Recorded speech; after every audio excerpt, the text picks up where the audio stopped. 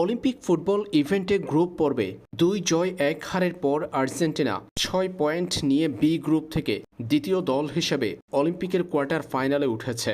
অনূর্ধ্ব-২৩ Argentina football দল অলিম্পিকের group পর্বে পরাজিত করেছে ইরাক ও ইউক্রেনকে। বি গ্রুপের দ্বিতীয় দল হিসেবে কোয়ার্টার ফাইনালে উঠা আর্জেন্টিনা প্রতিপক্ষ হিসেবে পেয়েছে স্বাগতিক ফ্রান্সকে। কোয়ার্টার ফাইনালে আর্জেন্টিনা মুখোমুখি হবে ফ্রান্সের। আর্জেন্টিনা অনূর্ধ্ব-২৩ ফুটবল দল বনাম ফ্রান্স অনূর্ধ্ব-২৩ ফুটবল দল মুখোমুখি হবে আগামী ২ আগস্ট বাংলাদেশ সময় রাত ১টা অর্থাৎ ৩ আগস্ট। আগামীকাল ২ আগস্ট বাংলাদেশ সময় রাত ১টায় মাঠে নামবে আর্জেন্টিনা ফ্রান্সের মধ্যকার এই লড়াইটি বাংলাদেশ থেকে কোনো টিভি চ্যানেলে লাইভ দেখার উপায় নেই।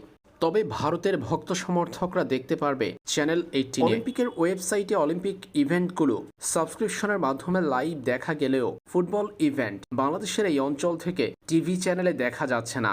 শুধুমাত্র ভারতীয় টিভি চ্যানেল স্পোর্টস 18-এ লাইভ সম্প্রচার করা হবে ম্যাচ।